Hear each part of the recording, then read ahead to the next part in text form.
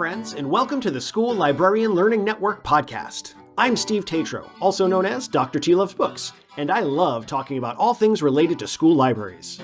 I may be an old dog, but I'm always trying to learn new tricks. In each episode of the SLLN podcast, I'll chat with a school librarian about a lesson they love. Hopefully, this can be a place for school librarians to get ideas and find new ways to engage with their students and staff. As a good friend likes to say, we're better together. So I hope this podcast will help school librarians connect with and learn from each other. The opinions and ideas shared in this podcast by myself and my guests are our own and do not reflect those of our school districts. And because school librarians always strive to be good digital citizens, I cite sources when using material that is not my own. Without further ado, let's get to this week's episode. Hey everybody, we're back, and I have met a new friend that I'm very excited to get to talk to because Todd has been sharing some stuff online that really has gotten me interested and excited. And even just when he's been talking to me about the stuff that he's going to share with us, his excitement is so palpable. I love it. I'm so excited that he's here. So Todd, welcome. Thank you for being here. Why don't you take a second and tell folks a little bit about you? Sure. Well, first of all, thank you so much for this opportunity. I really enjoy your podcast and learning from all the other librarians. The world is amazing, and I have learned way more from folks in my PLN than I ever did in library school. So a little bit about me. I'm a 32-year educator. I work on the North Shore of Chicago in a very small community called Winnetka. And I teach at the Skokie School. We always have to say the Skokie School because Skokie is another community near us and people get very confused.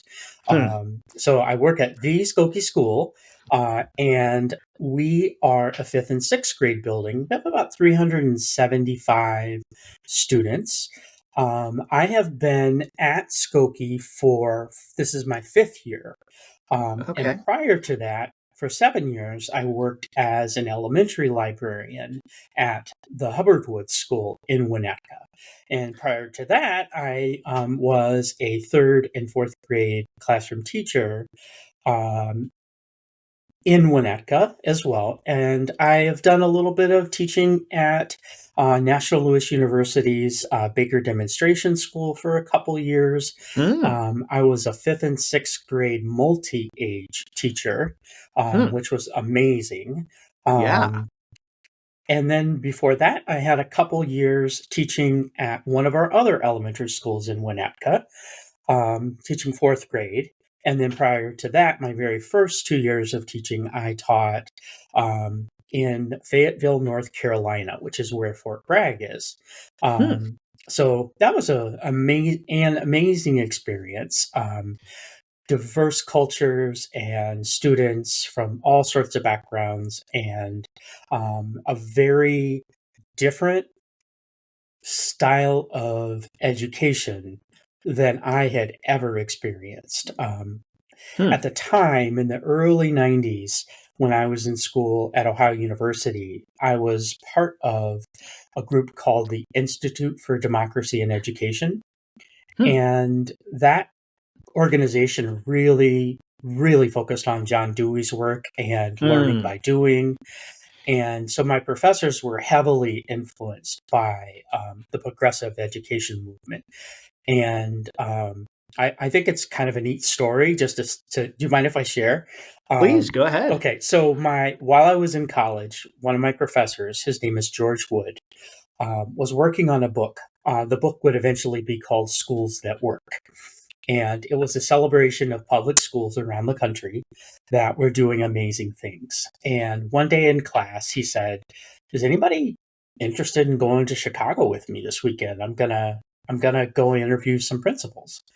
I was like, "I'm up for Chicago. That would be awesome. Let's go." And so I came with a few other students, and we stayed for, I think, about 4 days. But we met the principal then of Hubbard Woods School, Dick Stradane. And we also went to Cabrini Green, which was a housing project in Chicago, and met a phenomenal teacher and principal there as well. And so you just got this incredible dichotomy of education. And Dick Stradane and I hit it off really, really well. And at the end, he said to me, just as we were getting ready to leave, he asked, "Hey, do you think you'd want to come to your student teaching here?" I was just like, "You are crazy." Yes, of course. Well, I went to school in Ohio, and Winnetka is, way far away from our university. And so I had to do a lot of hoop jumping and recommendation writing, but eventually they said, "Okay, we'll let you do this with these parameters." And so Huh. I had the most amazing student teaching experience because one of my former professors had taken a 2-year sabbatical and was teaching in Hubbard Woods at the elementary that I was going to be student teaching at, and I actually student taught with her. And she was teaching a second and third grade multi-age. And so I had my first experience of true progressive education at Hubbard Woods. And the community, the school has an incredibly long history, over 100 years of progressive education. And so that was what I learned. I was never handed a textbook as a teacher and said, "Here you go." It was always created curriculum with the student as the guide. Nice. And Winnetka has this tremendous history of teachers creating the curriculum. People would come from around the country to explore our curriculum, and so obviously that's changed in the 30 years that I've been in the district, but there still is a very strong progressive education philosophy. I have to share one other thing about my student teaching because it was unbelievable. The principal, Dick Stradane, asked the community, he said, "I've got this young man coming from Ohio University and he needs a place to stay." And a family, the Myers, said, "Well, we'd love to have him. We've got a 3rd floor and he can stay in our attic." And turns out their daughter, Emily, was a 3rd grader in my class. And so I literally lived in the attic. We would make our lunches together, walk to school. I would teach her. We would walk home. I would do my work at night and have dinner with them. And it was literally like a Little House on the Prairie situation. It was just amazing. That family was so... I'm imagining so many stories that she's probably telling her friends, like, "No, the teacher lives in my attic." No, really? Yeah, really? He lives upstairs. He actually eats dinner with us. Yeah. So wow. I can't imagine that happening today. The world has really changed in 33 years. And it's a kind of unfortunate. That was a truly magnificently magical experience. And boy, you have really gotten your professional steps in, let me tell you. Jeez, you have just, you've been all over. And I can kind of see, I usually ask, like, how'd you get from point A to point B? How'd you get into the library world? But I can absolutely see how that progressive background would very naturally lead into a school library interest. Yeah. And what happened was the librarian or the gentleman who was in the library, his background is more of a tech-based, and he was also an educator in the classroom as well. He ended up retiring, and I knew he was going to retire. And so I went back to school to get my to library school. And it took me about 2.5 years working on my degree. But when he retired, I interviewed for the position and was hired. And that's how I ended up at Hubbard Woods. And I'm probably telling you more than you want to know, but I was incredibly honored in 2016. I was chosen as the School Library Journal School Librarian of the Year.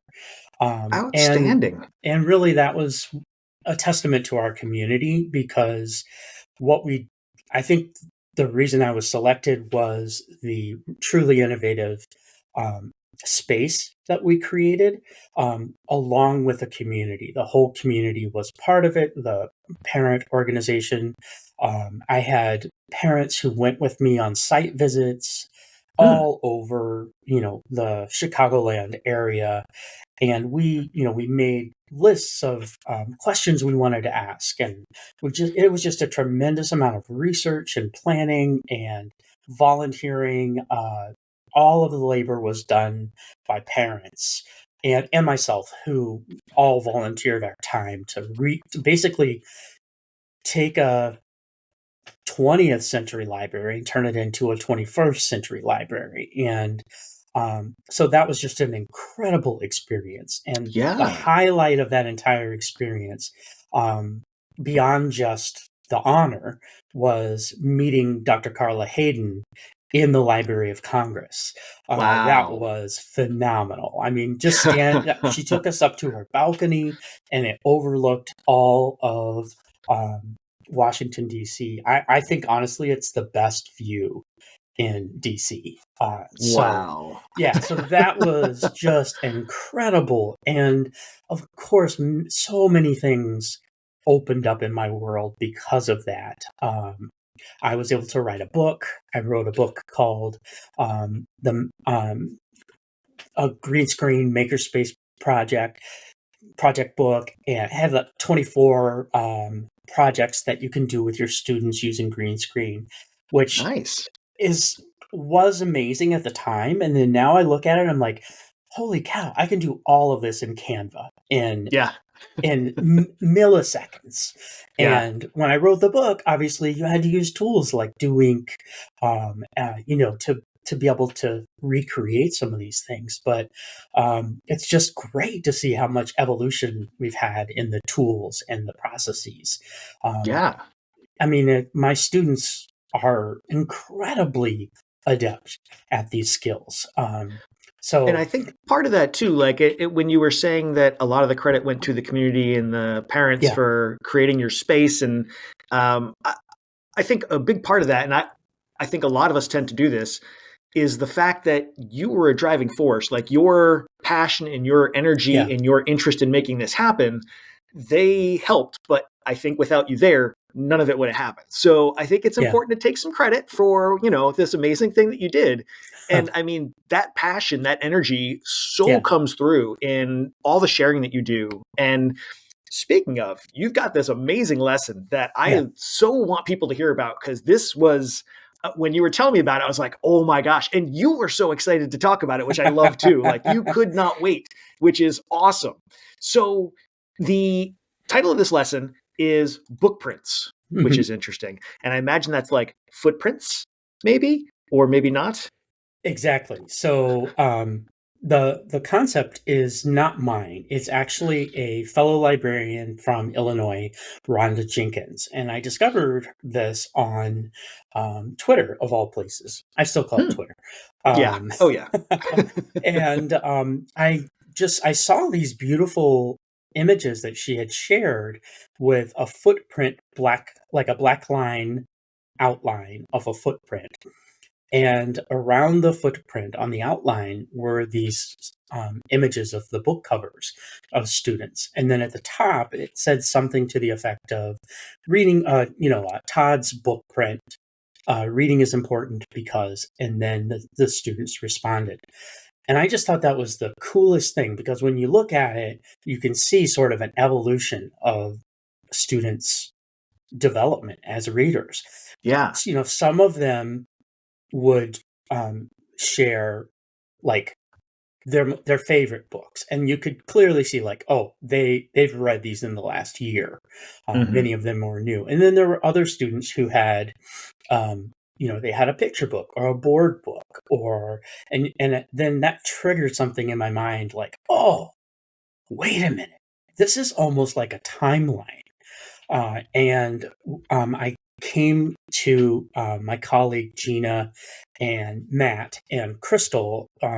Crystal is my library associate, who is amazing. She is a trained librarian working as an associate. She's way Wow. overqualified, but she's amazing.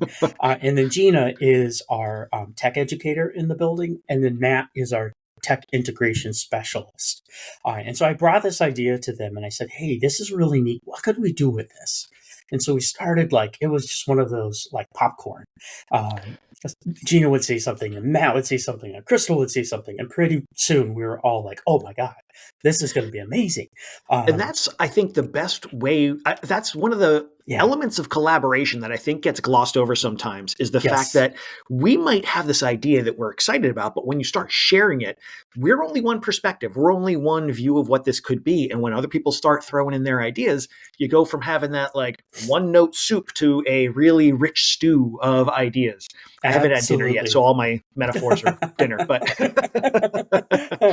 so this is amazing. So you've got a group that you're working with to make this happen. Yes. And so what we ended up coming up with was, let's take the idea of the book print and make it both a timeline of students' reading passion, but also let's teach them some very cool skills that will be useful later on this year.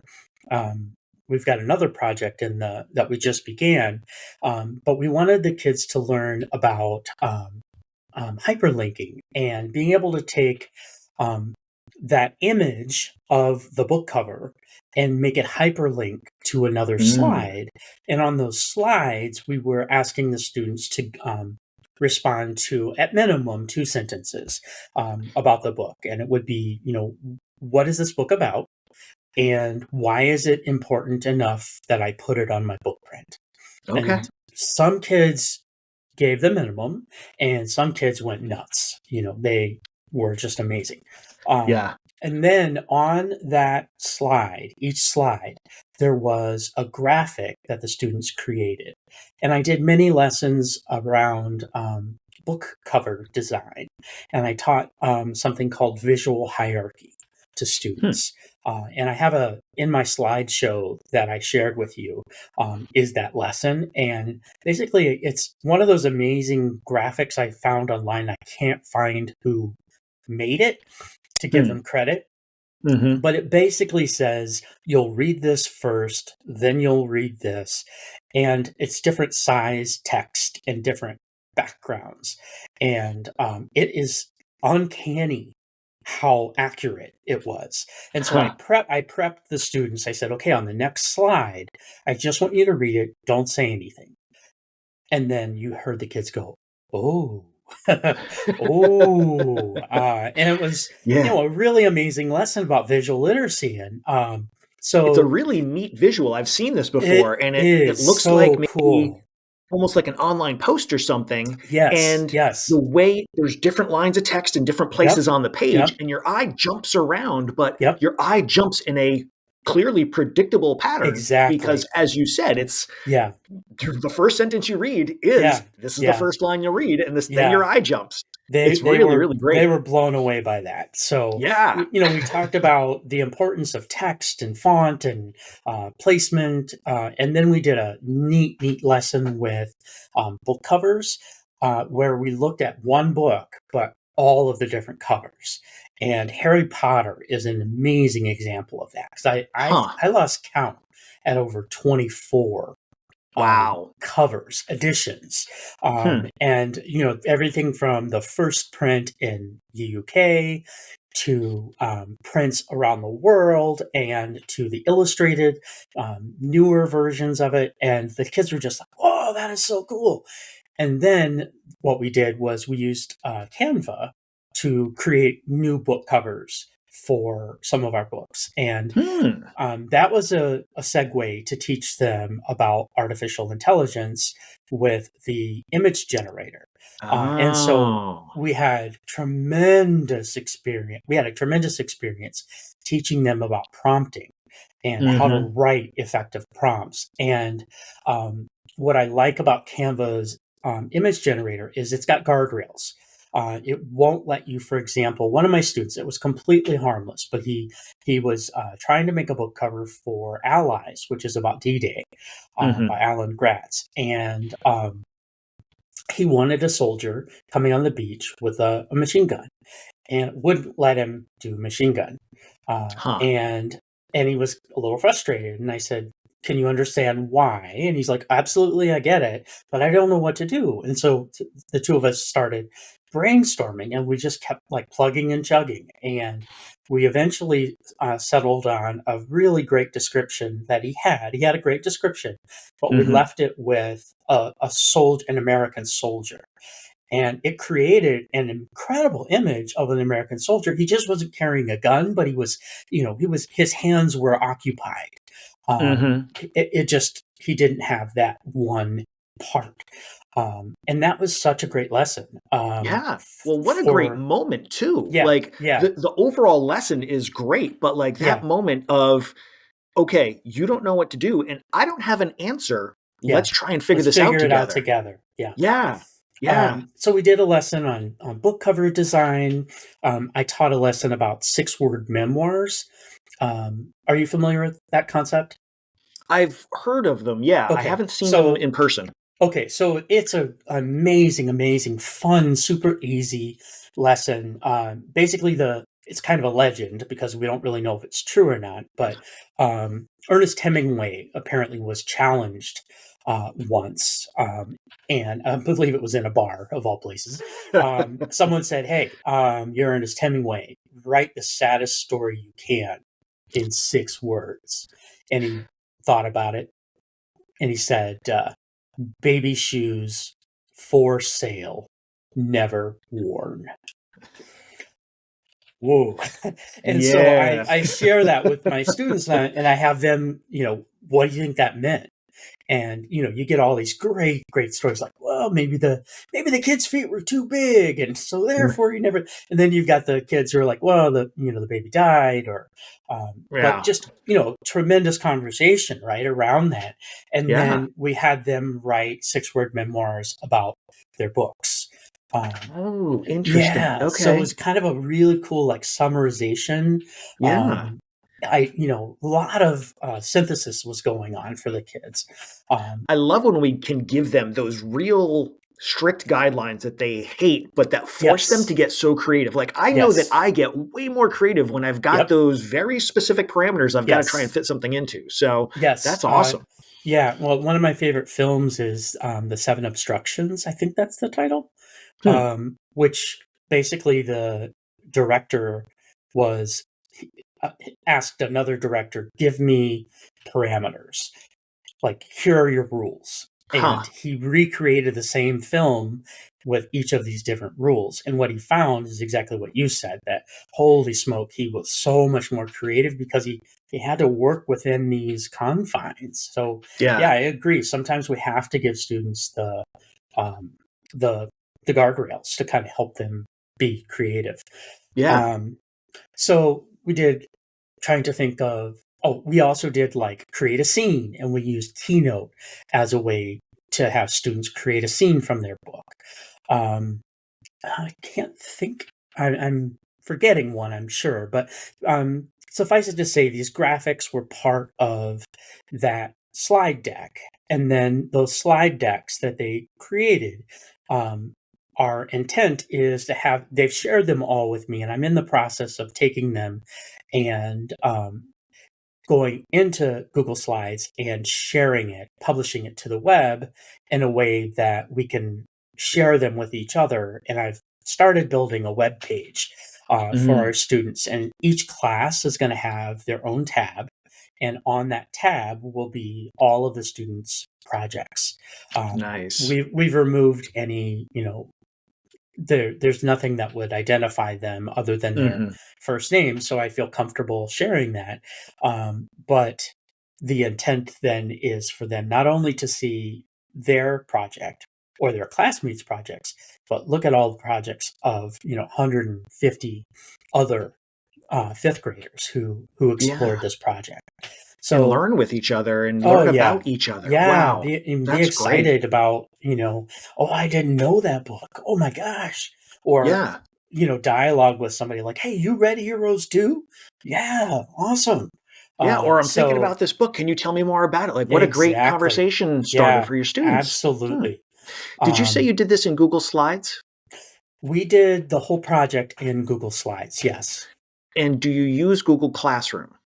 We don't. We use Okay. Schoology is Okay. our LMS. I was just gonna, technically, if you use Google Classroom, it Yeah. creates folders full of all the stuff the kids submit, and you can Yes. just post a folder or the contents of a folder on a Google site so that you don't have to Ooh, individually nice. bring over each piece. You Yeah. can just put in, here's the folder, and there's all the pieces. Ooh, man. Yeah, I Something don't. to think about. Yeah, unfortunately, our district um, doesn't use Google Classroom. I don't know quite why. Why we don't. It seems when we use Google for everything else, so our Yeah. emails and all of the tools. I'll have to look I into mean, that. Yeah, that's maybe really interesting. alternatively, you could probably just do a Google folder, throw the Uh, kids, do one for each class, throw them in the folder, yeah. and then post the folder. But Oh, that's another good idea. Yeah. yeah, That would be definitely easier. That would be that great. way you're not having to do every single one Yeah. individually. Yeah, because that's exactly what I started doing. Yeah. I was like, And oh, when this you is going to said, take me forever. yeah, when you said you were doing it for every class, I was like, Yeah. wow, that's a lot. Yeah. Yeah, it is. But that's It is. awesome. I mean, it's Yeah. a great idea to share that work, because so often I feel like the library, especially because I feel Yeah. like when kids do stuff in the library, it's often part of another class, and we don't get to Mhm. see maybe those Right. finished results. But then also, even when the kids do projects in class, like they might see what their peers do, but they don't Yeah. always. Yeah. And And they they certainly very don't see what the other classes are doing usually. exactly. Yeah. Yeah. Hmm. And it's been really interesting as a librarian and former classroom teacher to watch the students throughout this process.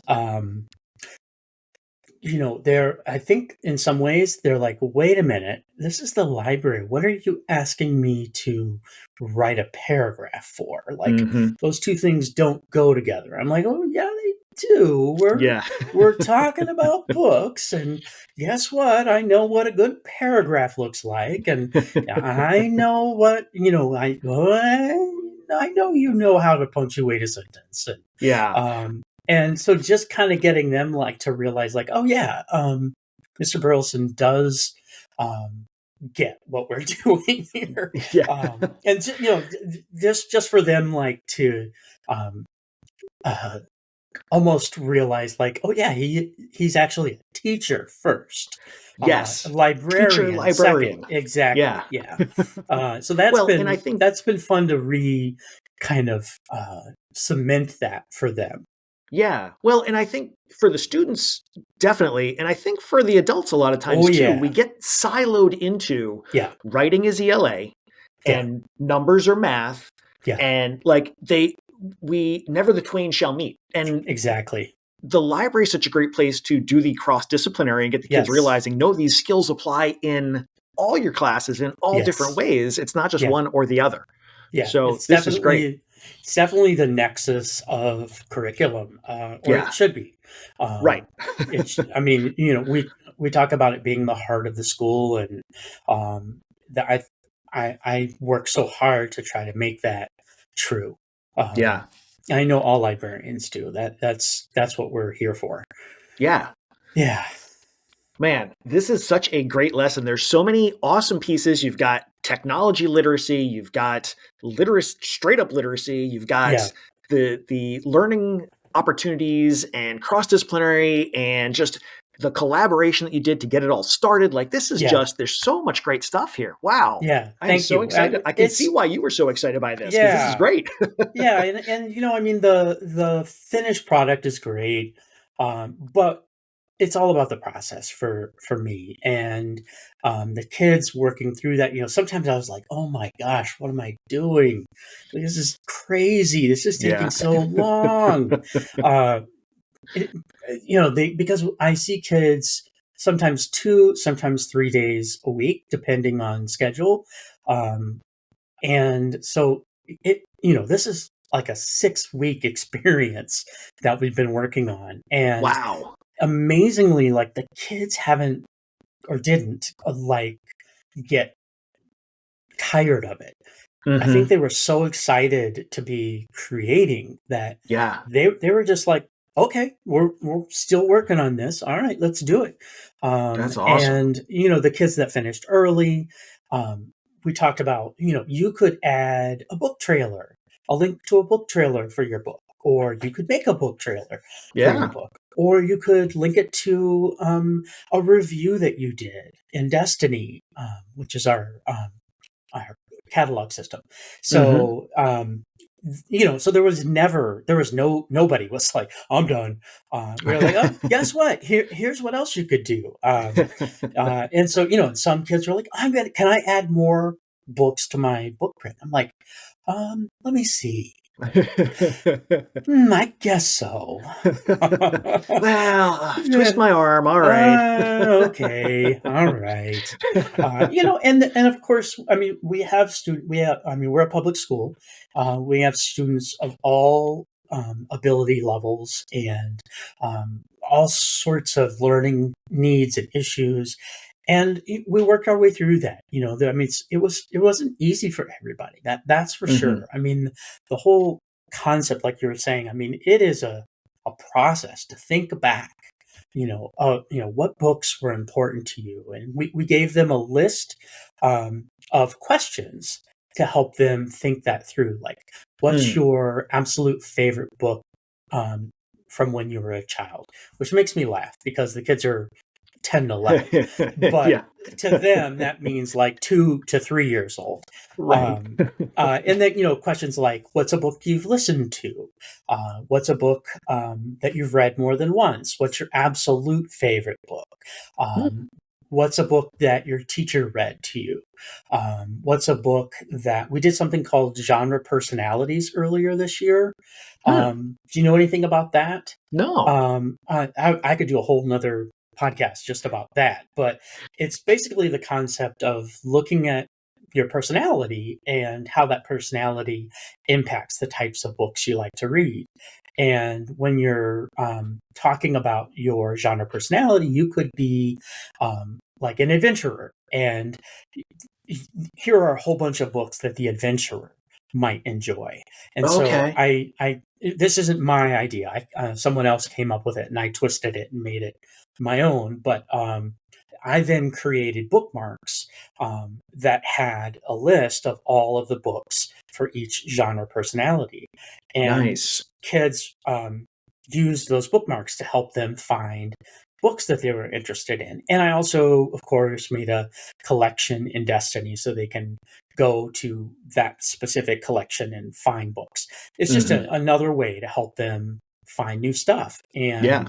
one of the questions on the list was pick a book from your genre personality um, list that you've read. Hmm. So we prompted them to help them. And then we also, it was amazing because in Destiny, you can go to My Stuff and go down to history, and you can actually see all of the books you've ever checked out as long as you've been part of the system. And many of Nice. our kids have been with us since kindergarten. And so they were like, it was like a trip down memory lane for them. They were like, oh, the book with no pictures. And that was in and of itself an amazing experience for Yeah. them and for me, of course. But they used that to help them come up with ideas, and it was just a really cool experience of thinking back and what's important to you, and why is it important.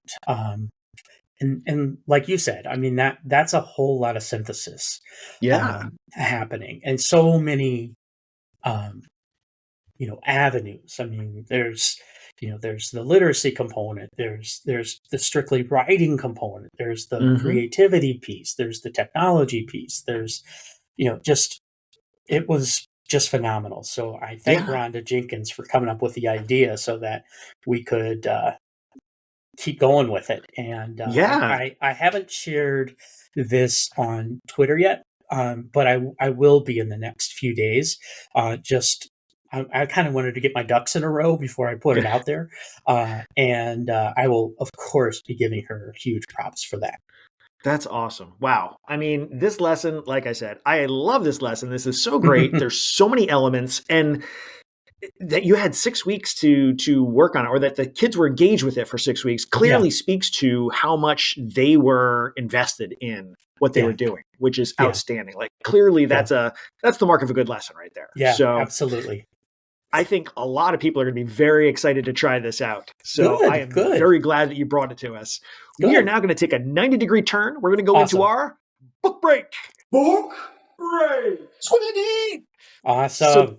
book break is you share whatever book you want to share. It can be personal, professional. It can be for kids, for students. It could be for you yourself. It could be for staff. Anything you like. So what's a title you want people to know about that they should maybe be checking out? Okay. uh, you're, we're librarians, right? There's going to be a Mm-hmm. bunch.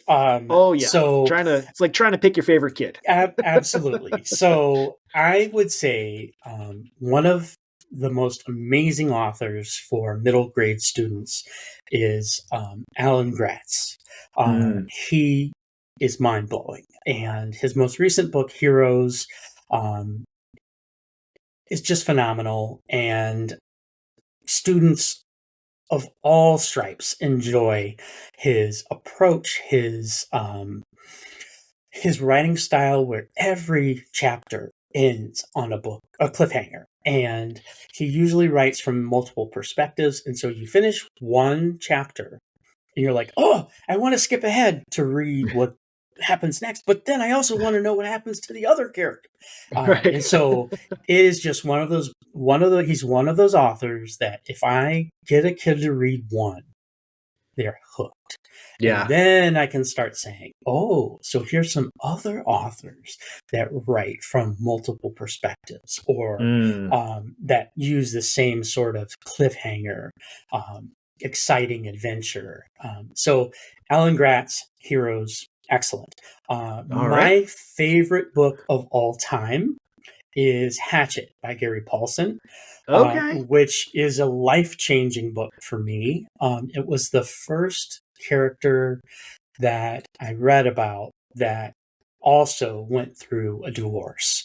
And that was powerful for me as as a young reader. But also it's a survival book. And my time in the military was amazing. I loved it, and I just every time I read that book, it's like, oh yeah, ooh, this is good stuff. Huh. And it's another book that I use to get kids hooked on reading. Um, And between the the two of those authors, if you can get them hooked on either one of those, never yes, both of them, yes, either one, they've got a catalog that these kids can then absolutely, dig into, which is awesome. absolutely, yes, yes. And then as professional books, there is a phenomenal book called Loving Learning by Tom Little. And Tom was a huge part of the Progressive Education Network. And if folks don't know what that is, they really need to check out PEN online. It is a phenomenal organization of like-minded people who are educating students and wanting them to experience progressive education. And Loving Learning is Tom's book that he wrote just before he passed away. And it's just a phenomenal book. All educators should read that. We're Okay. going to be doing a book study in our district with teachers that are interested in that in the fall next year, and I just can't wait.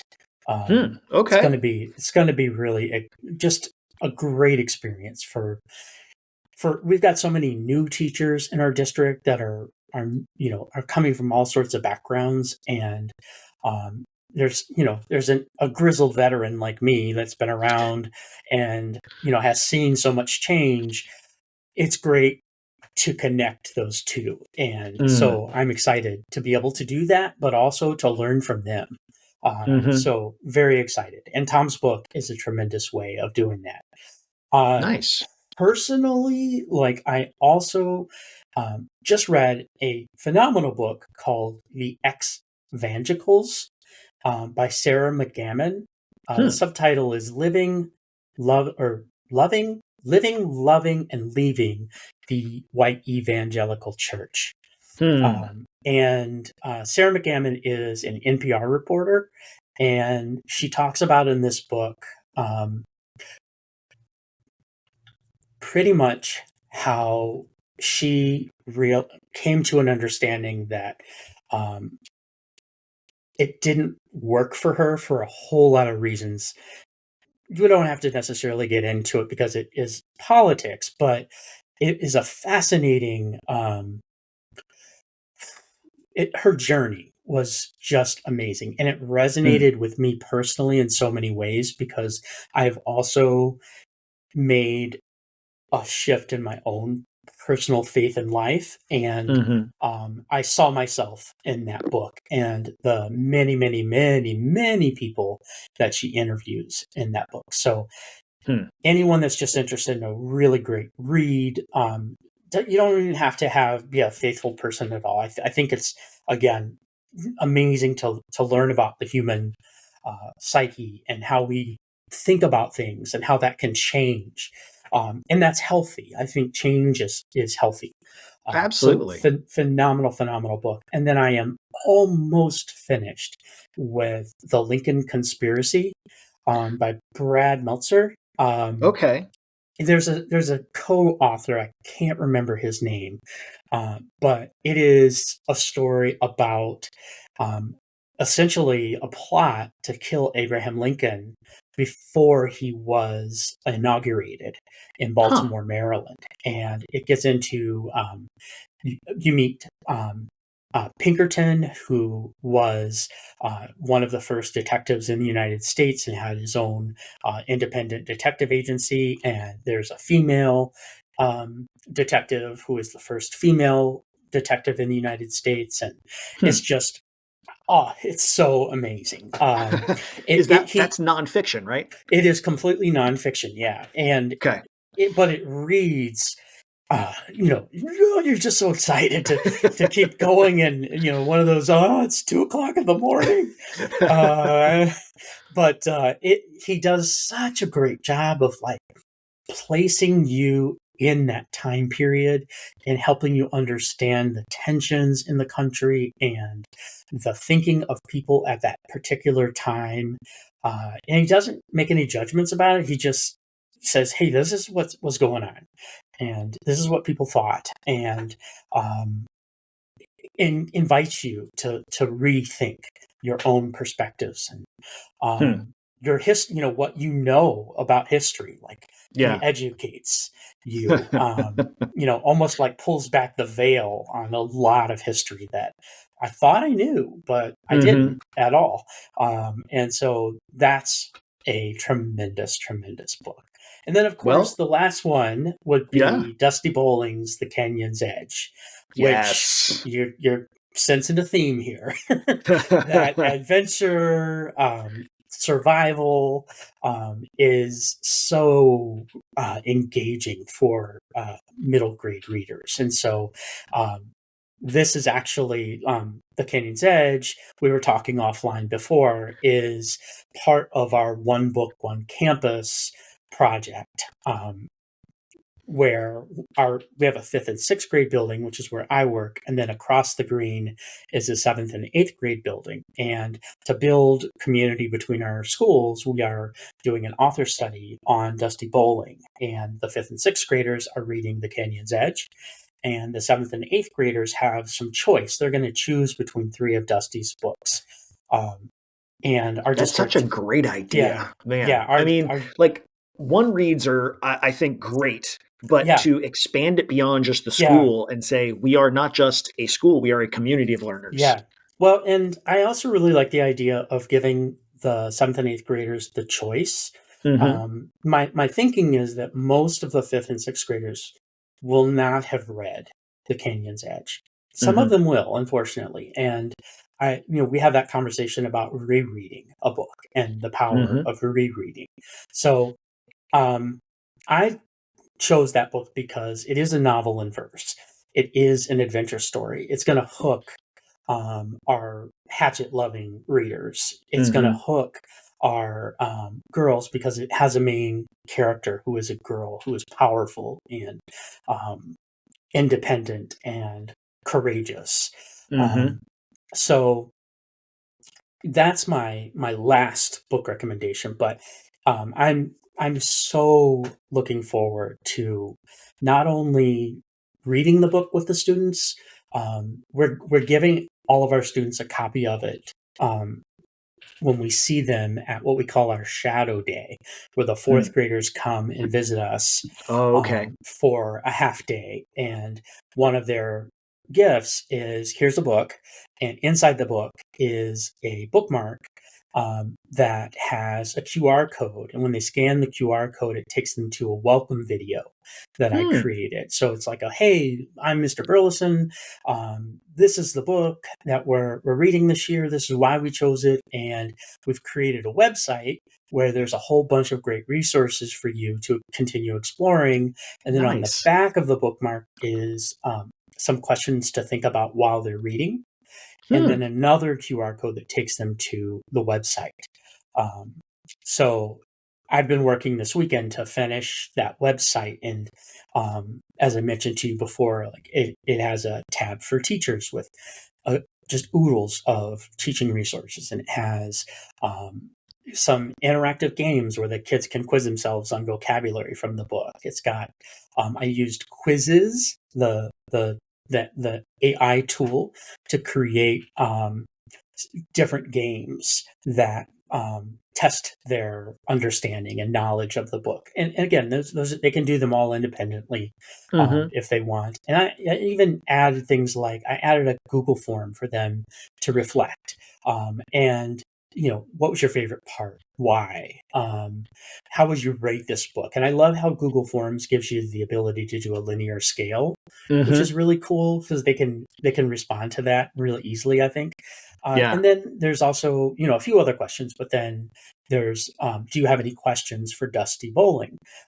And the reason I'm collecting those, not only is that just a great exercise for kids, but we're having Dusty come as an artist in residence next year for 3 days. And she's going to do writing workshops with our 5th and 6th graders, a couple of presentations, and she's also going to be working one day with the 7th and 8th grade students. So we just get to be so amazing. Yeah, we get to be immersed with her, which is just going to be so great. I'm really looking forward to next year and this project. Yeah, man, my brain is going to explode with all of the things that I now want to do. I've been waiting. I've been waiting to talk to you. There's been so much. I was like, he's going to make me share only one lesson.